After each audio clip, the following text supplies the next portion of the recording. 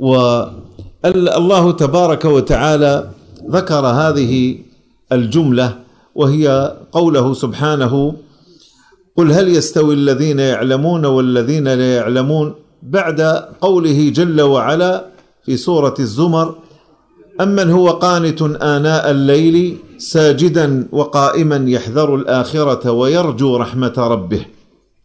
قل هل يستوي الذين يعلمون والذين لا يعلمون. إذن الذين يعلمون معنى لا إله إلا الله يقومون لله سجدا وركعا وقياما وطاعة وانتهاء عما نهى الله عز وجل، وهؤلاء هم العلماء حقا، لأن الله تعالى قل هل يستوي الذين يعلمون والذين لا يعلمون. إذن الذين يعلمون منهم هم القائمون على طاعة الله عز وجل. لأجل هذا لما قال رجل للشعبي، وهو عامر بن شراحيل الشعبي، وهو أحد سادات التابعين رضي الله عنه ورحمه الله تعالى، قال له: أيها العالم؟ فقال الشعبي: لسنا بعلماء، إنما العلماء أو إنما العالم من يخشى الله، لسنا بعلماء إنما العالم من يخشى الله.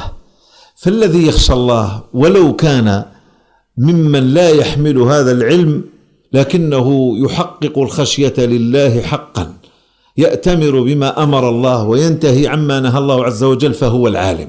لأن الله قال: أمن هو قانت آناء الليل ساجدا وقائما يحذر الآخرة ويرجو رحمة ربه، ثم قال: قل هل يستوي الذين يعلمون والذين لا يعلمون. إذن العالم حقا هو من يخشى الله تبارك وتعالى، كما قال تعالى: إنما يخشى الله من عباده العلماء. ثم قال الله تعالى: وتلك الأمثال نضربها للناس وما يعقلها إلا العالمون. من هم العالمون؟ هم الذين اتبعوا الصراط المستقيم، اتبعوا الأنبياء وسلكوا سبيلهم وأعرضوا عن سبيل المشركين والجاهلين، فهؤلاء هم الذين يعلمون. أما من أعرضوا عن سبيل الأنبياء وعن دعوة الأنبياء فإنهم ليسوا بعالمين، وإن عدهم الناس من العلماء وحملوا العلم الكبير.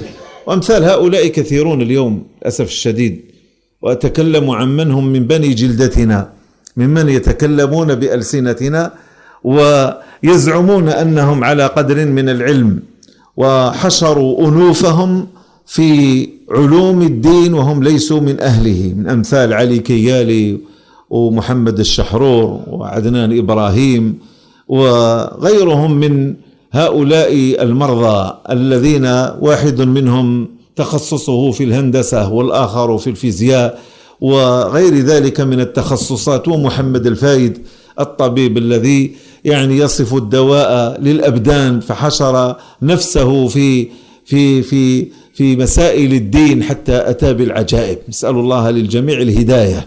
فأقول إن هؤلاء وإن زعم أنهم علماء فليسوا بعلماء، لأنهم تنكبوا طريق الأنبياء عليهم الصلاة والسلام. ولأجل هذا قال الله جل وعلا: وتلك الأمثال نضربها للناس وما يعقلها إلا العالمون، أي الذين اتبعوا نهج الأنبياء عليهم الصلاة والسلام.